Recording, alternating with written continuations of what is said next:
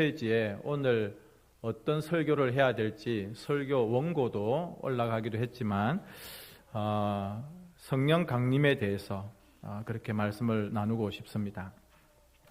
사실 성령 강림절 우리가 오순절로 알고 있죠. 아주 이스라엘 백성들에게 중요한 절기가 3개가 있습니다.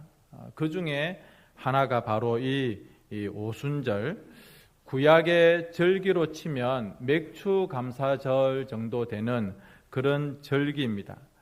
그런데 유대인들의 명절로서의 이 오순절을 저희들은, 우리 기독교는 성령의 강림, 그래서 성탄절, 부활절, 그리고 오늘 주제를 가지고 있는 이 성령 강림절을 3대 그렇게 절기로 지키고 있습니다. 생각해보면 성탄절이 되면 안 믿는 사람들도 굉장히 떠들썩하게 즐깁니다. 교회를 안 다니고 예수님을 안 믿는데도 메리 크리스마스라고 그렇게 말들을 하며 인사를 하고 즐기죠. 부활절은 안 믿는 사람들은 사실 이 부활절에 대해서 성탄절만큼이나 알지를 못합니다. 세상 사람들은 잘 몰라도 그래도 우리들은 이 부활절이 우리가 믿고 있는 바 신앙의 제일 중요한 요소이기 때문에 교회에서도 예배를 드리고 또 지역에서 함께 모여서 연합 예배도 드리고 혹은 부활절 칸타타를 하기도 하고 또 주변의 이웃들에게 부활절 달걀을 나누어 주면서 전도도 하며 아주 뜻깊게 보냅니다. 그런데 성탄절이나 부활절은 이렇게 의미 있게 보내는데 왜 오순절, 이 성령 강림절은 그냥 그렇게 지나갈까? 심지어 저는 자랄 때 주일학교 학생이나 중고등부 학생 때 교회에서 성령 강림절, 성령 강림 기념주일을 지켜본 기억이 없습니다. 신학교를 다니면서 교수님께서 강조하셨고 또 전도사 때 제가 섬기던 교회에서 이 절기를 지키는 것을 보면서 성령 강림절이 정말 중요하구나. 이미 성령 강림절은 지났지만 오늘 본문의 말씀을 통해서 성령 강림이 얼마나 우리에게 중요한지, 그리고 이 날을 우리가 어떻게 이해해야 되고 또 우리에게 주는 의미가 무엇인지를 살펴보았으면 좋겠습니다.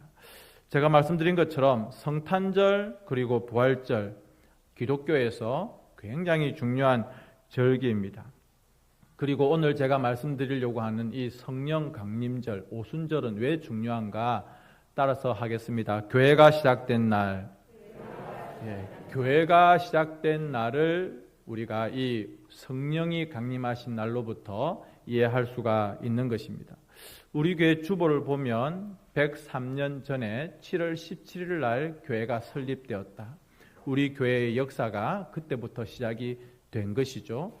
그러면 우리가 모이는 이 교회, 우리가 공교회에 대해서도 배웠는데 교회는 언제부터 시작되었는가? 물론 구약 성경에도 보면 성막이라든지 성전이라든지 광야에서 성도들이 모여 예배하고 또 하나님께 제사를 지냈습니다마는, 그러나 진정한 의미에서 교회가 시작된 날은 바로 이 성령 강림절로부터 이해할 수가 있습니다. 1절부터 4절까지의 말씀을 우리가 보았는데 이 장면들을 여러분들께서 그림으로 여러분의 머리로 마음으로 이해가 그리고 마음에 와 닿겠습니까? 지금 여러분들이 보시는 저 화면에 저런 불그스름한 그런 그림들이 보이지만, 그러나 이 장면으로 우리가 다 상상을 할 수 있겠습니까? 그러나 지금 여러분이 보시는 저 장면, 이 장면이 앞의 일들과 뒤의 일들을 딱 가르는 아주 중요한 순간인 것입니다. 먼저 1장 4절까지는 예수님께서 뭐라고 말씀하셨냐면 예루살렘을 떠나지 말라라고 했습니다. 그런데 1장 8절부터는 너희들이 이제는 떠나서 땅끝까지 가라고 합니다. 아니, 앞에서는 떠나지 말고 여기 머물러 있으라고 하더니 성령 강림, 저렇게 성령님이 임하시고 난 그 순간부터는 너희들이 흩어지고 땅 끝까지 나아가라 그렇게 말씀하고 있습니다. 그렇다면 왜 이 성도들, 예수님의 제자들이 머물러 있어야 했는가? 성령이 오시기 전까지는 그들이 아직 불완전하고 아직 시간이, 때가 되지 않았기 때문에 그렇습니다. 우리는 이런 생각을 할 수 있습니다. 예수님께서 십자가에 달려서 모든 것을 완성하셨습니다. 다 이루었다. 그러면 예수님께서 우리의 모든 구원의 그런 사역들을 다 완성하셨는데 뭘 아직 이루지 않았고 시간이 되지 않았다 말인가? 그런 생각을 할 수가 있습니다. 주님께서는 말씀대로 죽으셨고 말씀대로 부활하셨고 또 승천하셨습니다. 지금까지 되어진 이 모든 예수님 십자가의 사건들은 다 완성된 것이고 이루어진 것입니다. 무엇이 더 부족하단 말인가요? 그런데 1장 13절 말씀 우리 같이 한번 읽어봅니다. 시작. 들어가 그들이 유하는 다락방으로 올라가니 베드로, 요한, 야고보, 안드레와 빌립, 도마와 바돌로메, 마테와 및 알페오의 아들 야고보, 세롯인 시몬, 야고보의 아들 유다가 다 거기 있어. 예수님의 제자 중에 한 사람이었지만 예수님을 배신했던, 예수님을 팔았던 가룟 유다를 제외하고 모든 예수님의 제자들의 이름이 여기에 다 나오고 있습니다. 그리고 거기에 예수님의 모친인 마리아, 그리고 예수님의 동생들, 그리고 다 합쳐서 120명이나 되는 교인들이 함께 모여 있습니다. 우리가 알고 있는 그 마가의 다락방입니다. 우리는 다락방 하면 우리가 살고 있는 집의 다락을 생각합니다. 저도 어릴 적에 제 공간이 별로 없어서 친구들 집에 가면 다락방이 있는 그 친구들 집이 너무 부러웠습니다. 좁아도 뭐 일었을 때 머리가 쿵 받쳐도 그 다락이 참 좋아 보였습니다. 우리가 생각하는 그런 다락방이 아닙니다. 이 유대인들이 가지고 있는 다락방은 굉장히 넓은 공간인데 오늘 성경에도 120명이 앉아 있을 정도로, 모여 있을 정도로 굉장히 넉넉한 충분한 공간이었습니다. 자, 여러분, 예수님께서 십자가의 모든 사역을 완성하셨습니다. 베드로나 요한과 같은 지도자의 그 모습들도 보입니다. 그리고 120명이나 되는 신자들도 있습니다. 그리고 모일 수 있는 큰 공간도 있습니다. 이 정도면 교회 시작해도 되지 않겠습니까? 그런데 예수님은 아직 아니다라고 말씀을 하십니다. 그러면서 기다리라. 그래서 사람들은 14절 말씀처럼 기다리면서 무엇을 했는가? 따라서 하겠습니다. 기도하고 있었습니다. 예수님께서 아직 때가 아니다. 너희들은 떠나지 말고 여기 머물러 있으라 라고 할 때에 그들은 계속해서 기도했습니다. 그런데 그 기도하는 모습은 기도 모임이지 교회라고 할 수가 없는 것입니다. 그런데 성령님이 그들에게 임했던 이 오순절 이후로는 완전히 이 모임이 달라졌습니다. 그 전까지는 모여서 함께 기도하는 기도 모임이었습니다. 다락방에 모여있는 그들을 보고 교회다라고 말할 수가 없었습니다. 그러나 그들이 성령의 충만함을 받고 완전히 새로운 모임으로 진짜 교회다운 교회의 모습으로 바뀌었다고 하는 것입니다. 여러분들 성경을 한번 찾아보십시다. 2장 42절 이하로 저와 여러분들이 함께 읽으실 수 있는 분들은 읽었으면 좋겠습니다. 앞에 화면에는 없습니다. 2장 42절 이하입니다. 같이 읽겠습니다. 그들이 사도의 가르침을 받아 서로 교제하고 떡을 떼며 오로지 기도하기를 힘쓰니라. 사람마다 두려워하는데 사도들로 말미암아 기사와 표적이 많이 나타나니 믿는 사람이 다 함께 있어 모든 물건을 서로 통용하고 또 재산과 소유를 팔아 각 사람의 필요를 따라 나눠주며 날마다 마음을 같이하여 성전에 모이기를 힘쓰고 집에서 떡을 떼며 기쁨과 순전한 마음으로 음식을 먹고 하나님을 찬미하며 또 온 백성에게 칭송을 받으니 주께서 구원받는 사람을 날마다 더하게 하시니라. 아멘. 여러분, 이것이 이 땅 가운데 최초로 나타난 교회의 모습인 것입니다. 예배가 있지 않습니까? 그전에도 그들이 모였습니다. 기도도 했습니다. 사람 숫자가 120명이나 되고 베드로나 요한과 같은 좋은 지도자도 있었습니다마는 그 장소와 그 공간과 그 사람들을 보면서 교회다라고 말을 하지 않았습니다. 그런데 성령님이 임하고 나니까, 그들이 성령의 충만함을 받고 나니까 그 모여있는 그들의 모임이 예배가 됩니다. 오늘 성경에 보니까 하나님을 찬미했습니다. 또 예수 십자가의 복음이 전해지고 그들이 전도하는 일들을 했다는 겁니다. 성령님께서 계속해서 날마다 믿는 사람들을 더하게 했다라고 말씀하고 있습니다. 그리고 그곳에서 계속해서 하나님의 말씀을 가르치는 교육이 나타나고 있습니다. 예수님의 제자들, 그 사도들이 가르칠 때에 거기 모여있는 사람들이 그 말씀을 잘 받았다고 했습니다. 그리고 나서 그들이 그 받은 성령의 감동, 은혜를 따라서 사랑을 실천했는데 물건을 통용합니다. 공산주의가 아닙니다. 자기의 물건을 나누어 주고 자기의 땅을 팔아서 가난한 자들을 구제하는 일들이 일어났습니다. 우리 같으면 쌀이 필요하면 쌀을 그 집에 보내고 옷이 필요하면 옷을 그 집에 보내는 것입니다. 자기도 넉넉하진 않지만 그러나 더 힘든 자들을 찾아가서 사랑의 실천을 하는 예배가 나타났습니다. 전도가 나타났습니다. 교육과 사랑의 실천이 나타났습니다. 방금 제가 말씀드린 이 네 가지가 교회의 네 기둥이라고 할 수 있습니다. 우리 교회당 건물도 아마 기둥이 있고 중심되는 축이 있을 겁니다. 마찬가지로 교회를 이루는 네 가지 기둥, 예배, 전도, 교육, 사랑, 이것이 나타났을 때 이것이 교회구나라고 말할 수가 있는 것입니다. 여러분들은 교회를 어떤 곳이라고 생각합니까? 어떤 것이 교회라고 생각을 하십니까? 모여서 기도만 하면 그것이 교회일까요? 아닙니다. 기도원이라고 하고 기도소라고 말을 하죠. 또 어떤 사람들은 사랑을 실천해야 된다고 말합니다. 교회는 무조건 사회에 봉사하고 실천하고 그래서 어떤 물질을 나누어주고 물건들을 나누어주고 가난한 사람들을 자꾸 도와주는 그런 실천을 해야 그게 진짜 교회다라고 생각하는 사람들이 있습니다.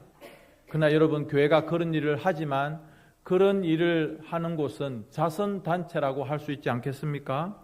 교회는 어떤 곳입니까?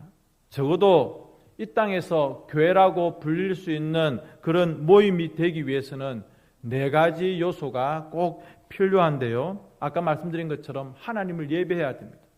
하나님을 예배하지 않으면 그 모임을 교회라고 말할 수가 없습니다.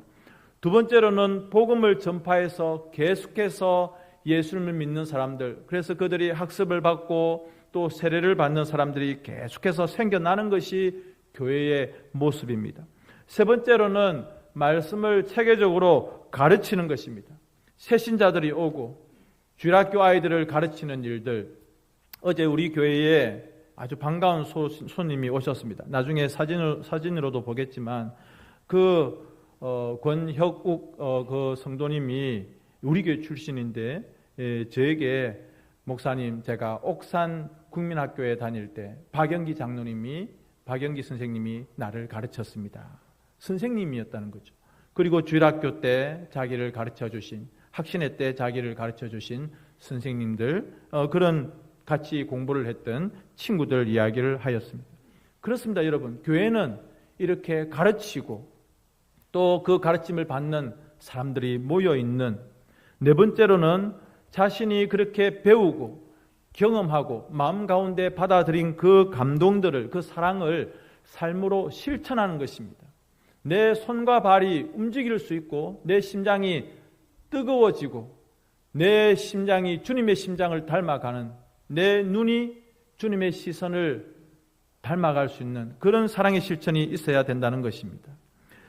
성도님 여러분, 좋은 교회는 어떤 교회입니까? 방금 제가 말씀드린 이 네 가지가 잘 나타나고 실천되어지는 교회가 좋은 교회입니다. 어떤 분들은 좋은 교회를 목사님이 아주 지식적으로 탁월한 분이면 좋은 교회다, 그렇게 말하는 분도 계십니다. 물론 목사님이 신학 공부를 잘하고 또 박사학위를 받고 혹은 우리가 인정하는 아주 유명한 대학을 나오고 좋겠죠. 그러나 그것 자체가 좋은 교회의 표징이 될 수는 없는 것입니다. 좋은 신자란 또한 어떤 신자일까요?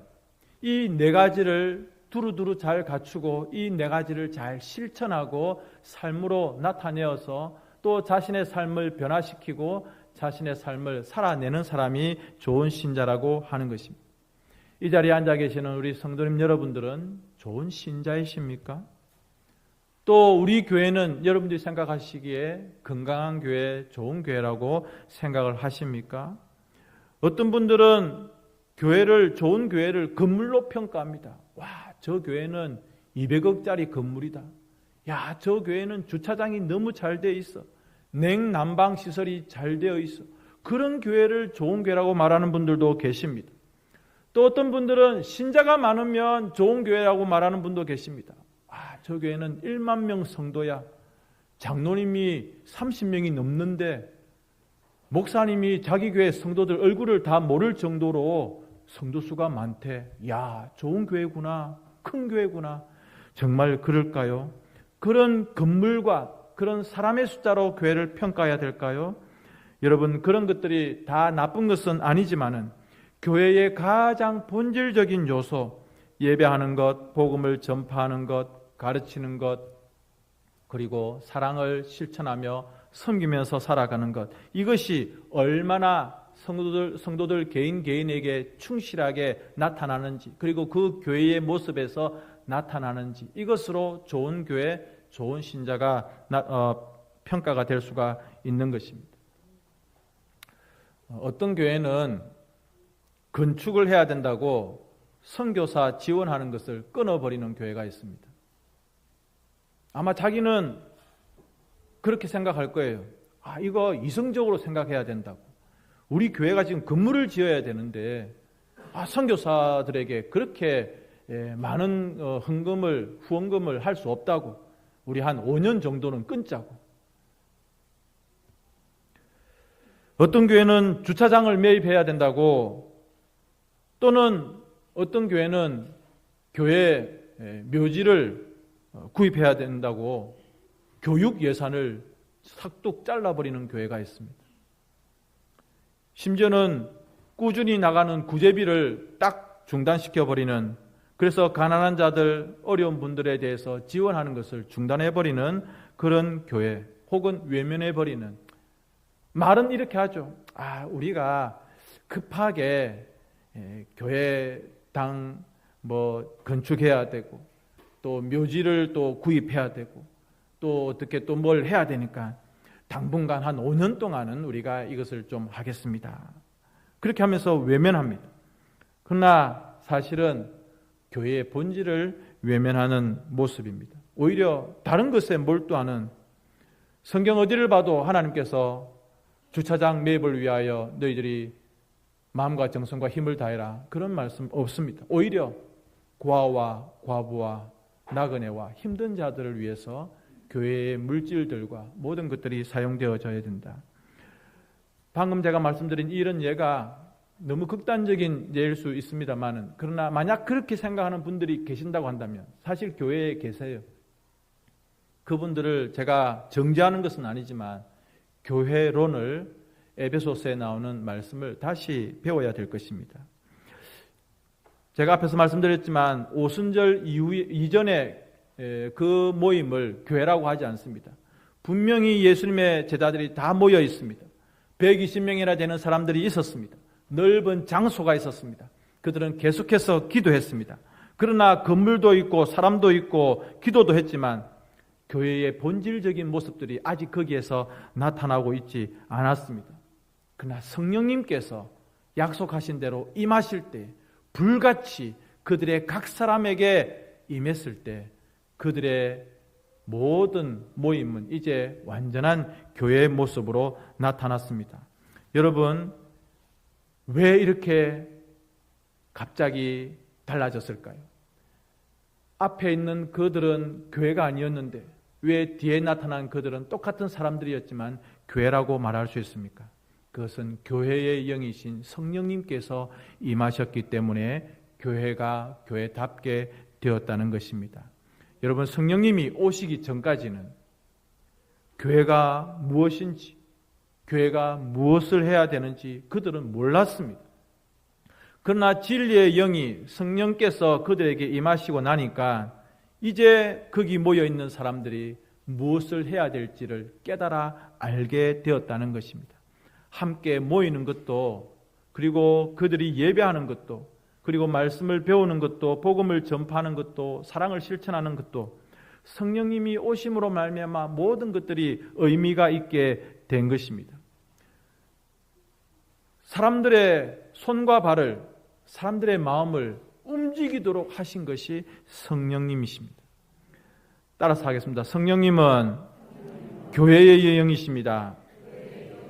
예, 이 땅에 교회가 시작되도록 하신 분이 성령님이시고, 어떻게 보면 껍데기만 있던 그 모습 가운데 진짜 거룩한 알맹이로 그들을 세우신 것이 성령님이십니다. 이것은 우리 교인들도 개인들도 마찬가지라고 생각합니다. 이 자리에 계신 성도님 여러분, 혹시 그런 생각 가지고 계십니까? 교회에 나옵니다. 성경도 배웁니다. 교회에서 여러 가지 봉사도 합니다. 그러면 진짜 신자인가요?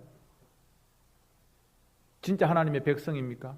나오기만 하면, 예배 시간에 앉아서 설교를 듣기만 하면 진짜 신자입니까?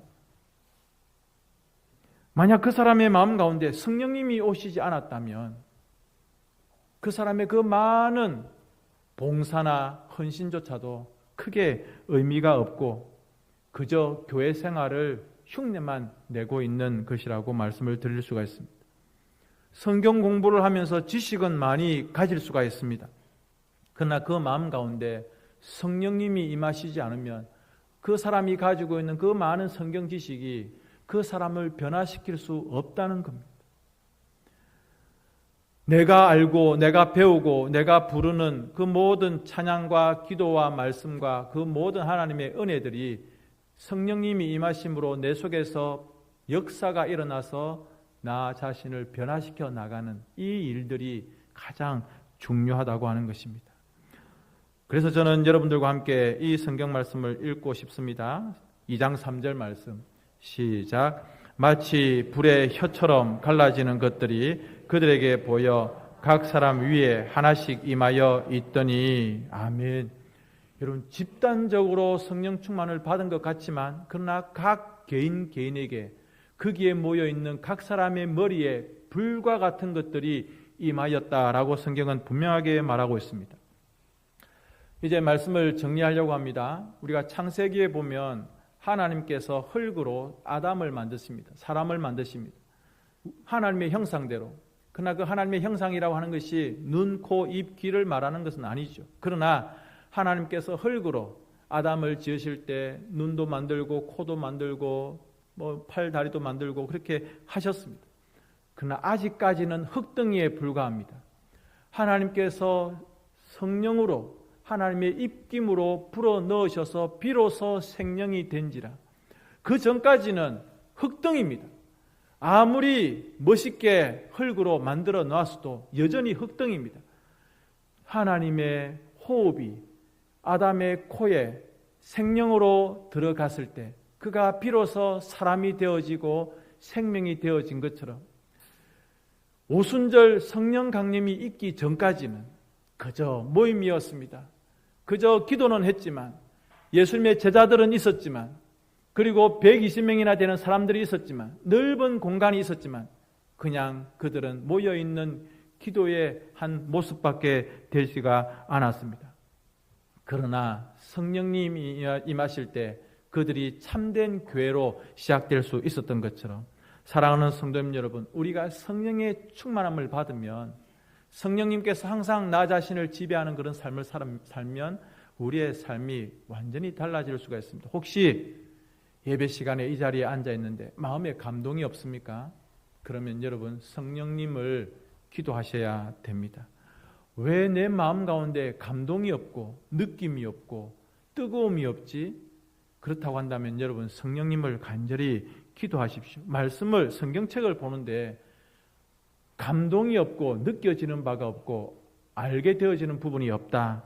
그러면 여러분 성령님을 기도해야 됩니다. 하나님, 제가 성경책을 보는데 그냥 잠만 쏟아지고 그냥 무슨 말인지 알지도 못하겠고 감동도 없고 아무 느낌도 없고 그렇다고 한다면 성령님께 하나님 나에게 성령의 충만함을 주십시오 라고 그렇게 기도해야 될 것입니다. 교회는 다니는데 믿음이 안 생긴다. 그러면 여러분 성령님을 기도해야 됩니다. 주일날 교회에 꼬박꼬박 오는데 믿음이 안 생기고 내가 왜 교회 다니는지 잘 모르겠다. 그런 분들도 기도해야 됩니다.